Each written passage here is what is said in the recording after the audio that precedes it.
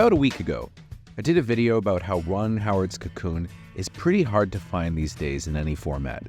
It came out on DVD many years ago and had a very brief run on Blu-ray, but it went out of print quite a while back and has never really been issued lately on digital services. You can find it in different region Blu-rays, but even those are kind of hard to find. The movie is not easy at all to watch, all things considered, because, of course, it was an Oscar winner in 1985 and a big hit. And for me, this is a perfect example of why you should always hang on to your physical media, as I'm lucky enough to own the now out-of-print DVD of that movie, and while it's far from an ideal copy, at least something. That got me thinking, what other movies are really hard to find? I opened up the forum on Twitter, and I was shocked by how many prominent films aren't available digitally and have gone out of print on disc, making them all the more precious for collectors. While there are some happy endings, such as Martin Campbell's No Escape, which got a beautiful Blu-ray recently, too many of these films seem to be caught up in some kind of rights limbo or studio apathy. So, here are my 10. We're starting, of course, with Cocoon, the one that started it all. How does a movie that won Don Amici an Oscar and revitalized the careers of Jessica Tandy, Hume Cronin, and the great Wilford Brimley go out of print? This is the movie that made Ron Howard an A-list director, and it was enough of a smash hit that it spawned a pretty crappy sequel, which ironically is very easy to find. What's going on here? It is possible, of course, that Disney is working on a major restoration, but it's been gone for a really long time. Number 2. This is a big one. Strange Days, directed by Catherine Bigelow. This movie never really got that much of a good physical release. It's out on DVD, but it's a terrible non-anamorphic print, which is awful, and is similar to James Cameron's The Abyss, which finally is getting a 4K re-release because of a complicated rights situation between Lightstorm Entertainment and 20th Century Fox.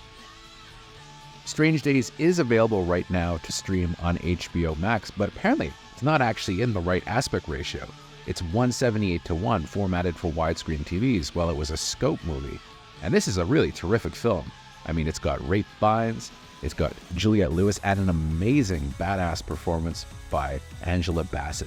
It's really a shame that this one's not out on Blu-ray, because it's kind of a masterpiece and would be a no-brainer for a company like Criterion to pick up. Number 3, here's a really weird one. Showtime, with Eddie Murphy and Robert De Niro. This was just kind of a run-of-the-mill comedy action movie that came out in the early 2000s.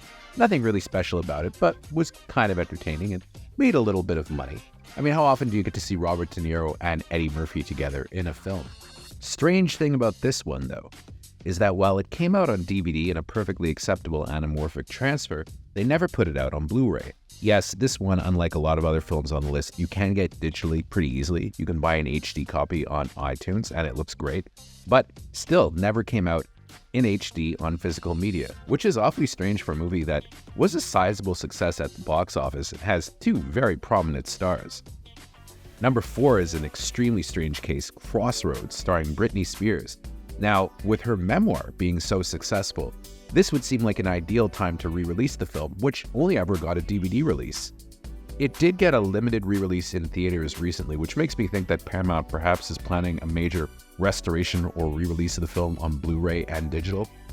But it's still really strangely hard to find, considering how big Britney Spears is, and considering that the movie co-stars young Zoe Saldana. Very strange, isn't it? Number 5 is one that comes with a big asterisk.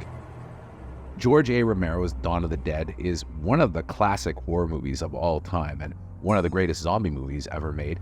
And yes, it's been released and re-released on DVD many, many times, but in North America, there's no official Blu-ray release. You can get an imported version, which I believe will actually play on Region 1 players, but there's never been a North American Blu-ray version of this movie, or at least there's not one available right now. And you also can't stream it as easily as you can the other Romero Dead movies, like Day of the Dead, and of course Night of the Living Dead.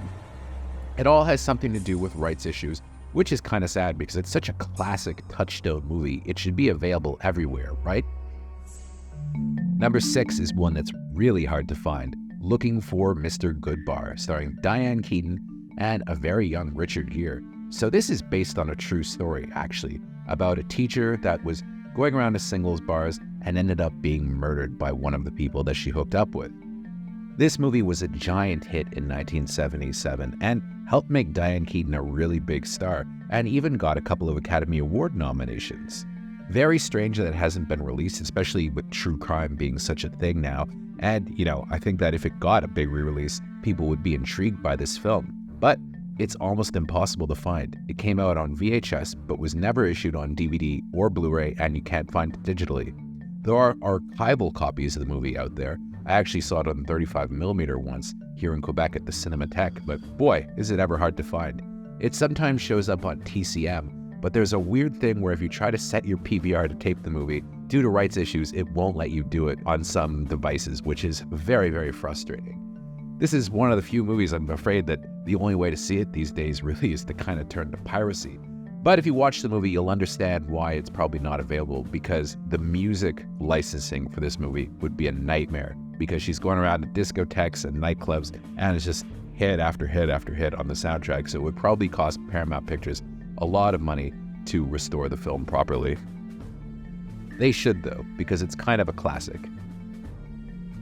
Number 7 is a movie that would break the heart of one of our favorite writers here at JoBlo Originals, Jessica Dwyer, who did a great fantasizing of fantasy films based on this film. Something Wicked This Way Comes. Yes, that's right. This kind of dark Disney horror movie that stars Jonathan Pryce as a carnival keeper that grants wishes for the price of a soul is very hard to find. So unlike a lot of other movies on this list, this did come out on both Blu-ray and DVD, and in fact, the Blu-ray release of this wasn't that long ago. It got re-released on a nice-looking Blu-ray about 2 years ago, but it's already out of print, which is a shame because this is kind of a little gem. It's not streaming on Disney Plus either, which isn't much of a surprise because this has always been kind of the black sheep of the Disney films, it seems. But then again, the Black Hole is streaming, and that was kind of a flop, an infamous flop, one might say, although it's very entertaining. Something Wicked This Way Comes is a terrific little horror movie and could probably find a whole new audience were it to get re-released, but I guess we're going to have to wait and see. Number 8 is a very obscure film called The Blood of Heroes, starring Rutger Hauer, Joan Chen, and a really ripped Vincent D'Onofrio. This is kind of a post-apocalyptic action movie in the Mad Max vein that, due to very complicated rights issues, has never gotten a proper DVD or Blu-ray release. There's a bunch of different versions of this movie too. The ending is very strange because it gets cut off in the North American version. So this movie kind of needs a full restoration and probably with multiple cuts because it's just such a mess now, any version of this movie that you try to find, which is too bad because it's kind of a fascinating little movie. You may also know it by the other title, Salute of the Jugger, which makes sense if you've seen the movie. Number 9, another very heartbreaking one. Pretty much all of John Woo's Hong Kong films are very hard to find in North America on DVD and Blu-ray. Yes, you can stream The Killer and Hardboiled, and you can find Blu-ray copies of them pretty reasonably out there. But the issue is the subtitles for this movie are very strangely translated. In fact, they're kind of like dub titles, which is an infamous thing that everybody hates in the foreign film collecting community. But at least you can see them.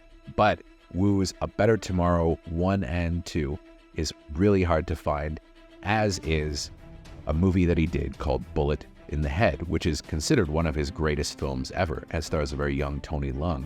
These movies are available internationally. You can find them in Hong Kong, but North America, they seem to be caught up in some kind of legal limbo, with Woo himself saying that he really wishes he could restore them with a company like Criterion, but the rights issues are just a nightmare for these.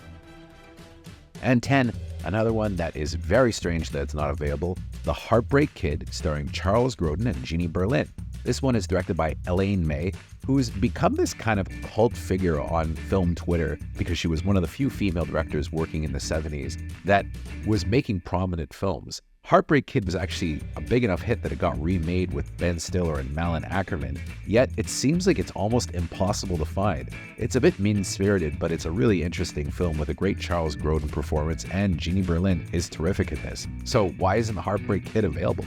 You'd think that as film snobs out there, we'd all be demanding its release, but alas, the fact is, Elaine May's movie that she did after it, Mickey and Nicky, which vanished for years and years and years and was this little cult item, is so easy to find in Criterion, yet The Heartbreak Kid, which was her biggest hit, almost impossible. Alas, that's only 10 titles, and apparently there's a lot more, so make sure to let us know in the comments below which movies you can't find and seem to be gone forever, because it'd be really interesting to track down some of these and see exactly what is going on and why you can't get these movies. And if you do happen to have decent physical copies of these movies, make sure to hold on to them, because who knows when we'll ever see them in legitimate form again.